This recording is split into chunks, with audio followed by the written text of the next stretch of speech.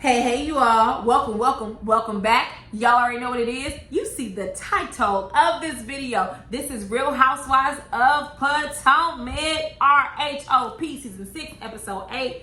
Let's go ahead and get into it. So, we shouldn't have much to talk about because it was really a filler episode, but it was pretty good. It wasn't bad. You know, you can't have Giselle's edges right off her head all the goddamn time. So, let's go ahead. Let's make this as short as possible. But every time I say that, it ain't short. I be lying to myself and y'all. So anyways, we pick up where we left off, and baby, this is a chaotic scene, or at least for me it was. You have food being delivered. You have Robyn over in the corner talking to herself. And not only is she talking to herself, she's asking questions and responding to herself like the drunkard she is. So then they get the food, but Wendy doesn't want to stay there and eat. She doesn't want to break bread with her enemy, which I get it. I wouldn't have either, and I would have left like the cottage crew did. So while the other group, of course, they stay at their state, and Robyn asked Giselle, are we mad at Ashley for anything? Which, pause. Robyn, this is your problem now. You don't have a mind of your own when it comes to you and Giselle's friendship. You are dictating your emotions or your friendships based on what Giselle thinks and feels, which ain't much, okay? So if you want to be mad at Ashley, cool beans. If you don't, cool beans. You don't need to rely on Giselle's answer for that. So Robyn says that no one was attacking Wendy's relationship. She's absolutely 100% incorrect. Anytime you bring up and discuss on camera a quote unquote far-fetched and untrue and false rumor, you are attempting to denigrate my husband and his character and also our marriage. Absolutely, you were attacking her marriage, but you wouldn't know anything about that, would you, Robyn? Okay? So then Candace says, well, you know what? Wendy can be very sensitive, which Candace, you're one to talk dad here and dad there now, ma'am. Let's not do that. But Giselle says that she doesn't see that side of Wendy, which I think everyone has parts of their lives that's sensitive, that's considered sensitive subjects. And they would go off on you if you cross the line. And you know, Giselle, everyone isn't emotionally inept like you, you know, so whatever. And she says that if she's that sensitive, she doesn't need to be in the group if she can't handle it. So I was watching the Bravo after show on their YouTube channel, and both Candace and Karen made a point about the comments that Giselle kept making about Wendy needing to be removed from the group and she's gonna crumble and all this, crumbling like that face of yours.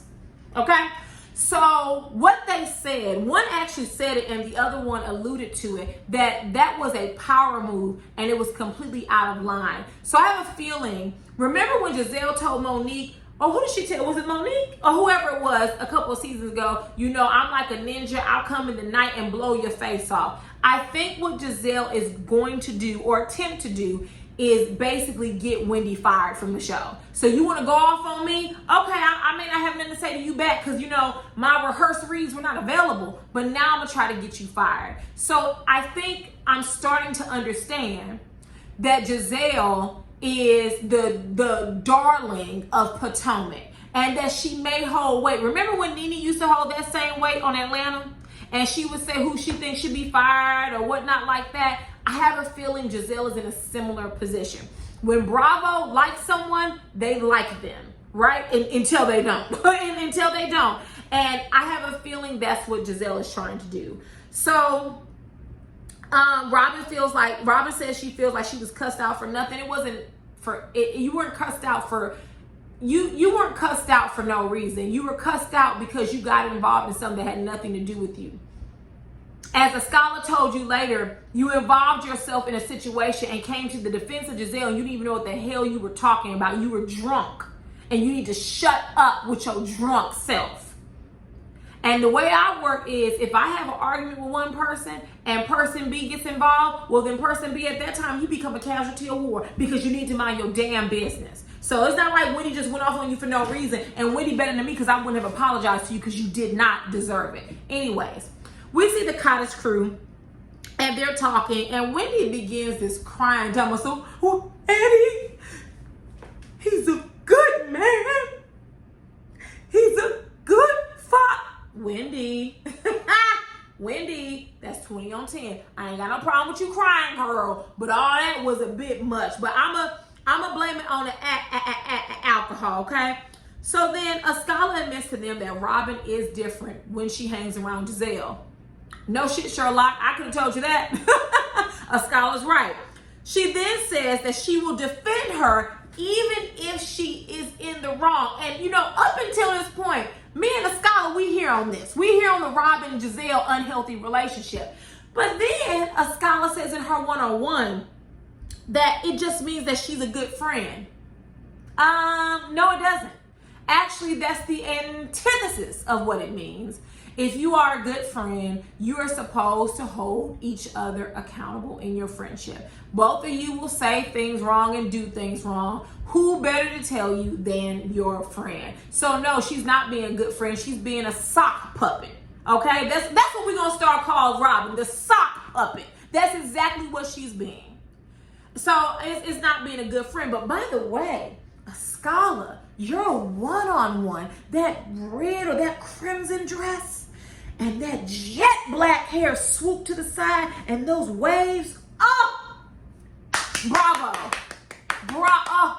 Askale is not even a full-time cast member. She is a friend of the show, and she looks better than half of the full-time housewives in their one-on-ones this season. Bravo.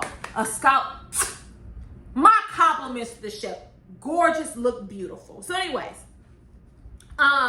Wendy then calls her husband later that night, and I'm pointing this out in an attempt to juxtapose this against Robyn's conversations with Juan. So her and Eddie talk. Eddie's flirting, saying, you look scrumdiddlyumptious. And when they ended the phone call, they both said, I love you. It was very clear, very audible, I love you. You know, they said it a couple times. Now, when you get to Rob and Juan, so Robyn and Juan are odd. You know, a lot of Robyn's relationships on the show seem odd, right? Her relationship with Giselle is odd. She doesn't hold her accountable, except for that one time where Giselle came up acting a fool at her open house. But Giselle always holds her accountable. She's always telling her what she needs to do. You know, your fine husband, Juan, making comments like that. She's not caring about her mental health. And every now and then, they also jab each other. Very odd relationship. My spidey senses tell me they won't be friends for long. Just maybe not this season, maybe not next, but it's coming around the bend. But notice how Juan talks to Robyn. She gets him on the phone. He's scurrying her off. Hey, how you doing? Okay, well, I got your phone. Okay, whatever. Well, you know, I'm getting a line and click. Now, I love you. He barely says, I miss you. And I get it. Not everyone can emote. Right? Not everyone is able to express their emotions. Some people can show it. They show it. I don't even see that with Juan and Robyn. It's more like it's two homies hanging out and having a good time. Y'all tell me what y'all think. Moving on. We get to the next day, and Karen is preparing for her ceremony in, what's it called? Surrey County? I forgot the name. Surrey County? I guess so. I guess that's going to be the name today. And we also see Wendy. She's preparing to commentate, darling. And here's the thing. You all want to say Wendy doesn't have any substance, but I saw a tweet, and I can't quote it verbatim, but shout out to the person who tweeted this. They said Wendy came in and read the girls last night, and then she got up the next morning and read the races down to the CNN. That's what we call balance. And I loved every second of it because that tweet was 100% true. You're going to talk about Wendy don't have no substance. How many of y'all could have done that? Because y'all still running around talking about what happened. Wendy got up the next morning, had her hair together, her makeup together, her outfit together, and sat there and was commentating. Good for you, Wendy. Do not let these girls get in your head and prevent you from getting one of your many bags, okay? So then we see the Askale. I think Askale was attempting to hold Giselle and Robyn accountable. It's difficult with those two because, as she said, Robyn is totally different around Giselle than she is with the other women when Giselle is not present. So Askale tells Giselle, like, listen, Wendy woke up in a better headspace this morning, but y'all do need to talk because you started all of this ish. Of course, Giselle cannot take accountability. You're talking about Giselle, shallow Giselle, green-eyed bully Giselle? No, ma'am. She's not taking accountability. So she blames Ashley. And then she says that she shouldn't have came for her like that because, you know, it shouldn't have been a problem, right? So Askala tells Robyn that when Wendy attacked Giselle, which I didn't agree with Askala on that either, we have to be careful with the words we use with this cast because Potomac does have an issue with colorism. I think Brooke Ashley calls it the 8th housewife. Colorism is the 8th housewife, and she's completely right. We have an issue with this, and so you want to be careful describing a melanated rich woman as attacking this little light-skinned, green-eyed damsel. We're not going to do that, Askala. I know you didn't mean it like that, girl. I'm just saying. I disagree with you. But she does say that Robyn came to Giselle's defense immediately and didn't know what was going on. Yeah, she's going to continue to. I have no clue what's wrong with Robyn. Robyn seems like, I think her personality is that she's a follower. Not because she's laid back, but because she's a follower. She doesn't have a mind of her own when it comes to Giselle. So anyways, Robyn claims that she doesn't care about what other people say about her relationship. Girl, you a goddamn lie. Otherwise, you would have been pissed about what Wendy said about Juan the night prior. You would have kept it moving, right? You didn't say that when you was down to the defunct Australian bar or restaurant, whatever the hell it was, about the predator and his wife. When you came gunning for Ashley, you came to that woman's restaurant. You came to her place of business, the workplace, to start some crap with her because she said you and Juan was broke. Broke, five broke, you ain't got it. So don't make it seem like you don't care. There's been other instances. Everyone in this franchise cares about what a blog says or about what somebody says about their relationship. So please with that. Wendy arrives and she pays Robyn and Giselle dust as well as she should have. That's what I would have done.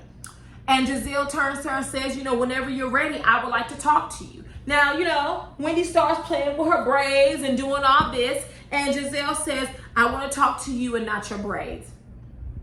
She says in her one-on-one that Wendy is acting very high schoolish. Takes one to know one. Because Giselle, that's all you do. You behave like an immature, petulant high school girl.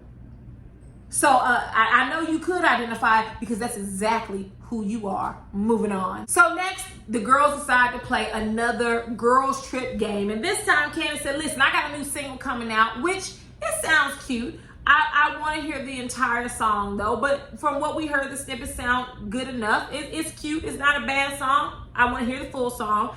And so the girls are going to quote unquote audition for her video. So Karen Solo Dolo, Askala and Mia, no, not Askala and Mia. Askala and Wendy are the Nubian queens. And then Giselle, Mia, and Robyn are your light-skinned queens. I'm just joking. I'm just joking. They call themselves Team Twerk a lot, which baby, when they got up there, you talking about stiff. When I saw Giselle practicing, she did this, I knew it was over. I knew then. I said, this is going to go completely left. So they were a fail. I think the only one of that group that did well was Mia. The Nubian Queens went. I think that the ambiance and the aesthetic added to their performance. You had the wind blowing, so you had their hair blowing. You had Wendy's cardigan floating up in the air. So I'll give them an A for effort, but they weren't good either. Then you had Karen, honey.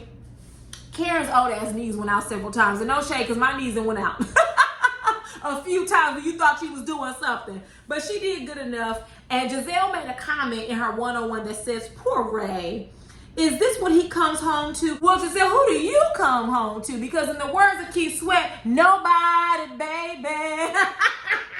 But anyways, Karen ends up winning. Candace gives it to her. I guess it's an A for effort in everybody's case. Moving on. Next, everyone divides into the group. Karen, Mia, and Wendy, they are going to, I keep wanting to say Sarasota County. It is not Sarasota County. It is Surrey County, so that Karen can be inducted as an ambassador, and the rest of the ladies remain behind to play tennis. Now listen, let me tell you something. Scholar, girl, you tried to kill them. The way she was driving that golf cart, I said, OMG, how does she drive her car? How does she? Because, baby, she tried to kill them. Do you hear me? So anyways, they get there and they play around, and Candace can't play hand-eye coordination, which is weird because she can dance. She can dance, and that requires hand-eye coordination too, but apparently tennis is not her strong suit. So Giselle and Robyn end up winning, which by the luck of the draw, because they weren't that good either. But they decide to sit down afterwards and talk. And Robyn says that she knows who's invited to her wedding. She knows who's invited to her bridal shower. Girl, yada, yada, yada. As the girls on Twitter said, are you invited to your wedding? Okay? Is it going to happen? Okay? I will believe it when I see it.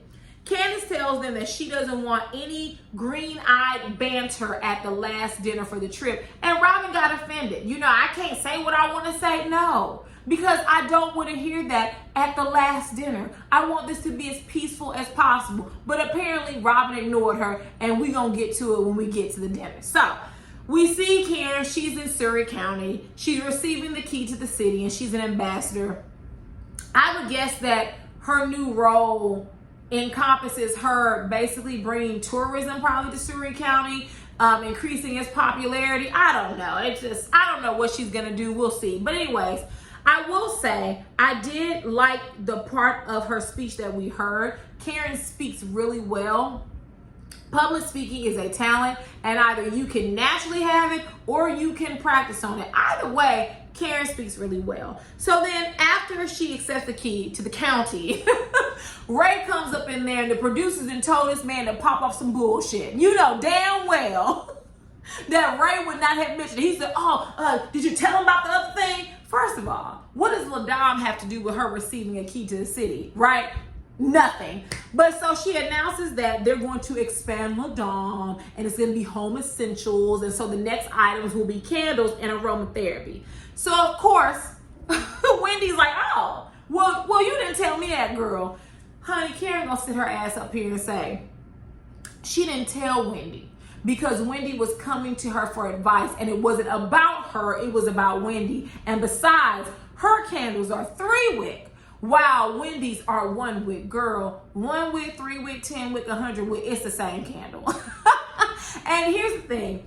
Candles are becoming a popular business. You see that Jackie Aina has a candle line. There's a lot of other people I know, just small businesses that are doing candles. So it's nothing new under the sun. But I do find it odd that Karen didn't even say to Wendy, you know, it's so ironic you're coming to me about this because I'm going to expand LaDame, and part of it is in home essentials, and I'm going to be doing candles as well. So let me tell you what I've learned. I know that Karen tweeted that she did tell Wendy, but that's not what she said in your one-on-one. So I'm more apt to believe Wendy than Karen. Moving on. So next, they are headed back from Surrey County. First of all, I found it hilarious that they stopped at 7-Eleven on the way back. The city in which I come from, there's only like a sprinkle of 7-Elevens left, so I have not been to a 7-Eleven in years, but they used to have the best, and I do mean the best slushies ever made. And then Mia said in her confessional that G doesn't allow her to go to 7-Eleven. I was like, what, girl? What did you do? Did you cut up in a 7-Eleven? Now you're not allowed to go back? But anyways, so they get in the car and they're talking about what they've been talking about this whole episode. So they're talking about the night prior. And so Mia tells Wendy that after they left, Giselle was talking mad cash money. And that she said, if you're going to be a weak bee, then you don't need to be here. Now, Bravo rolled that beautiful bean footage. And we know what Giselle actually said was, she should probably not be in this group if you're going to crumble every time something negative is said or brought to you. Now, let me say this. Mia is a liar. We've come to understand that Mia likes to color the truth a bit. However, in essence, that's what Giselle was saying. When I watched the Bravo after show, Giselle even said, was I thinking it? Yeah, but I didn't say that. But if you say that you don't need to be in the group because you're going to crumble, you're saying that that person is weak. Now, Mia, here's the problem. Being called out your name is a totally different ball game. So when you repeat something, you need to make sure you get it right. You need to make sure, I'm not saying you gotta be verbatim, but she didn't say, oh, Wendy's a weak beat. She didn't say that. She did imply it, but she did not say those exact words. Once again, in essence, that's what she said. But Mia, you was doing a little too much time, so you remember hearing the word "be." Did you hear that, Mia? Sounds like another lie to me. Moving on. Next, we get to the last dinner of the trip, and thank God, because this trip was starting to wear thin with me. Because honestly, they really can't do much because of the pandemic. It's not like the other trips where they have all these activities planned. They really have no choice but to stay in the house and do stupid games and things of that nature. So anyways, one, Giselle missed the cocktail dress code, which I've noticed that Giselle typically doesn't give a damn about, I don't want to say rules, but she doesn't typically give a damn about any rules you have for your party. She's done that before where you've said, hey, this is the dress code or this is what we're doing, and she shows up wearing whatever or doing whatever. But that's Giselle, because she has all of this, she can do what she wants.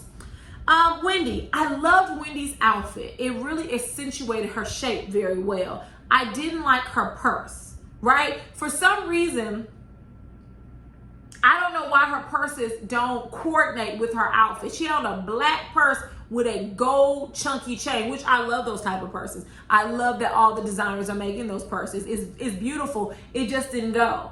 And her bag that she wore to Karen's ceremony didn't go. She had on a black and white Christian Dior bag, which I hate that Christian Dior bag. And I'm going to go ahead and tell the truth. Y'all would not buy that bag either if it didn't say Christian Dior across it. It is ugly. It is not cute, right? But she wore that and had on like this tangerine-esque outfit. And I was like, girl, did you only pack 2 bags this entire trip? But let me leave you alone. Just an observation. The food was ready and it was buffet style. When I go to a formal event, so a wedding or a gala, I expect to be serviced.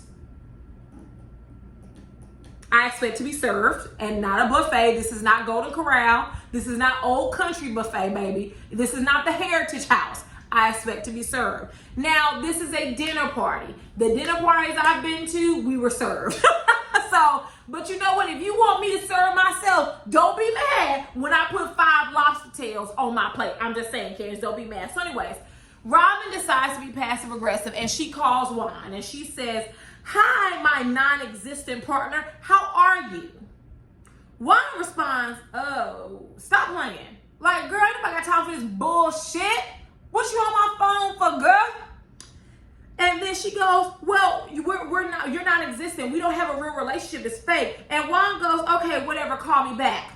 He didn't say, I love you. He didn't give a damn what was going on. Robyn says, love you, my non-existent partner. Robyn, you so silly.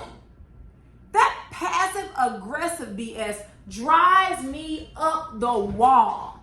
And I'm so glad Wendy didn't pay any attention to you because you looked stupid. And Candace had just told you not to bring the BS to dinner and you still did it anyway. Now, if Wendy would have cursed you out again, you would have deserved it. You and Giselle have been acting a fool this entire trip. You talking about her relationship, but meanwhile, Juan can't even muster up and I love you over the phone, baby. You got your priorities messed up. I'm going to leave it right there because I was about to go in on the news you shared a few episodes ago about your child, but I'm going to leave it alone because that's not that child's fault and it's a pandemic. So we're all going through, but you have more pressing matters to worry about than Wendy.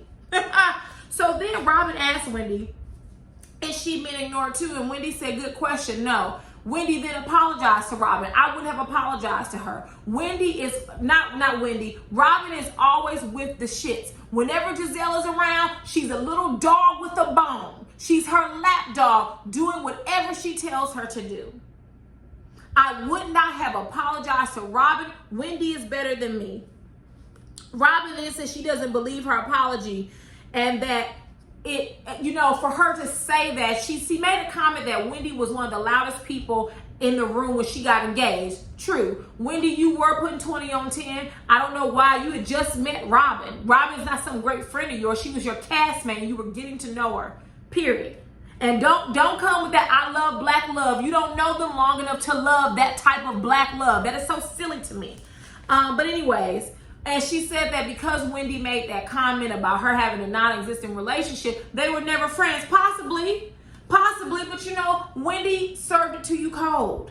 I don't think Wendy was out of line. You jump in an argument that I'm having, you are a casualty of war. You need to sit back and mind your business. Potomac girls, take notes. Go to Beverly Hills. You see how everyone sat silent while Garcelle and Dorit was going at it? You see how everyone sat silent while Erica Jane went clean the smoke off on Sudden? Because didn't nobody else want the smoke. Giselle, Robyn, especially Robyn, take notes. Mind your own business. Giselle does not need your help. You are not her bodyguard. So Wendy says that she feels that the way Robyn treated her during the trip was fake. And Wendy made a good point in her one-on-one. I wish she would have said it at the table. She said, Robyn, I hurt your feelings when I took a dig at your relationship. Well, that's how we all feel when Giselle takes digs at our families. That is a great point. And that's what she should have said to Robyn. This is how you feel? Well, imagine how I feel. And that's what Giselle does to everybody here. So either if you got a problem with me, you also need to have a problem with your bestie. Okay? So then Mia jumps in and she's like, listen, we can talk about that all we want to, but the real issue, I said, oh no, Mia's here to stir the pot as well. She said the real issue is between you and Giselle. So Wendy jumped straight to it. She said, listen, I heard you call me a weak bee. And Giselle said, who said that? You know, she's been hanging around her bestie, Portia. Who said that? And Mia said, you did. And everyone was like, no, Mia, she did not. She literally did not call her a weak bee. And Mia says, well, that's the way I interpreted it. Once again, her interpretation was not wrong. However, you can't go around misinterpreting things because of this reason. Her saying that she was weak or that she would crumble, that's not her calling her the B word. The B word holds a lot more weight. Mia, you think you slick. You was trying to get Giselle cussed out again. You was trying to get her cussed out again. So after everyone confirmed that Giselle didn't call her a weak bee, although she didn't imply it, I will say this. Mia is a liar, but that is what she was implying, that she was weak and needed to be kicked off the show. The sentiment was similar. It was the same almost. So when he says to Giselle, listen, whether you apologize or not, I'm good. And see, this is where you have to hit Giselle where it hurts. Remember, she's emotionally inept. So there's a lot of things that Giselle doesn't care about. But Wendy said, having his last name and being in a committed relationship, that's vindication enough. And what she meant by that is, Giselle, you're running around with the last name of a man who you're not even married to any longer. You tried to rekindle a staged relationship for the cameras. And you're running around with the last name Brian, and you've been lacking that for some years now. So not only do I have my husband's last name, but we're in a committed relationship. Can't say the same for you and Jamal, right? Okay? So, you know, Giselle did not have her rehearsed reads. So she just sat there kind of stunned. Okay, yeah, okay. Right? You didn't call up nobody quick enough, Giselle.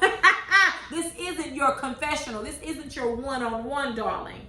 So Wendy went on to say, she said, nothing matters coming from you. And when she said that, I said, ooh. You know, it wasn't the read down she gave Giselle the last episode, but it came over loud and clear. You talking about my relationship or judging it, darling, I would never care from the likes of you. You have all of this, but you can't get a man and you can't keep him. All of this didn't even convince your ex-husband to fake it at least for one more season. Ooh, boo, you might want to sit this one out. You and Robyn. So I did think Karen's sidebars were a little much. She kept, just beautiful. Karen, shut up. Karen, all that wasn't necessary. Now, last week, it was necessary. This week, not so much. I felt that Wendy handled herself well. I felt that she clearly articulated her problem with Giselle.